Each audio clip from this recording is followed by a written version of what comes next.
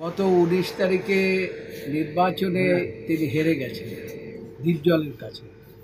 সেখানে ভোটের রেশিও অনুসারে তিনি পেয়েছেন ২০৯ ভোট এবং তার যে প্রতিদ্বন্দ্বী যিনি হয়েছেন নির্বাচিত বলে ঘোষণা করেছেন দ্বীপজল, তিনি পেয়েছেন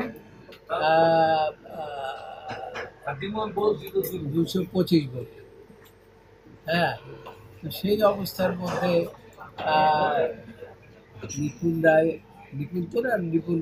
নিপুণ একটি অভিনন্দন জানিয়েছে দ্বীপজলকে যে নির্বাচন সুষ্ঠু হয়েছে। কাজেই ফুলের মালাও তাকে দ্বীপজলকে দিয়েছেন তার পরদিন, নির্বাচনের পরের দিন।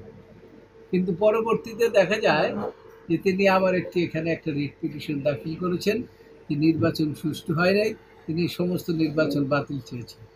কিন্তু আদালত একটি আদেশ দিয়েছেন, শুধু সেক্রেটারি পদটিকে স্থগিত করেছেন। কিন্তু ইন দি মিন টাইম ৩টি সভা পূর্ণ কমিটি যারা নির্বাচিত হয়েছে তারা, এটা আজকে শুনানির জন্য ছিল। আমরা স্টে ব্যাকেটের দরখাস্ত দিয়েছিলাম, কিন্তু পিটিশনের পক্ষে রিটকারীর পক্ষের আইনজীবী আজকে সময় চেয়েছেন, কালকে আমার শুনানির জন্য ধার্য আছে। ওকে স্যার, একটা বিষয় একটু জানতে চাই। বছরও একই কাণ্ড করেছেন নির্বাচন নিয়ে।